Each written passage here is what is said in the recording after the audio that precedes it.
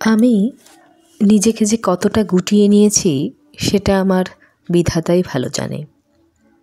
এই যে তোমরা আমায় দেখছো, ছুটে চলেছি, কথা বলছি, খিলখিলিয়ে হাসছি, অথচ তোমরা এটা দেখতে পাচ্ছ না এই মুখোশের পেছনে একটা অভিমানী মুখ নিজেকে লুকিয়ে রেখেছে, যে প্রত্যাখ্যানের এফোর ওফোর সহ্য করতে না পেরে গুটিয়ে নিয়েছে নিজেকে, আলাদা আলাদা করে ফেলেছে সবার থেকে।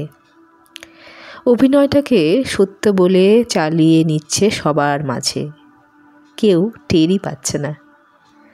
বিশ্বাস করো, তোমরা যাকে দেখো সে আমি না, আমি একদমই না। আমি হারিয়ে গেছি, ফুরিয়ে গেছি, ভীষণভাবে নিজের থেকে অভিনয় করতে করতে ক্লান্ত বিধ্বস্ত হয়ে পড়েছি। চোখের জল, বুকের রক্তক্ষরণ ঢাকা পড়েছে হাসির পেছনে।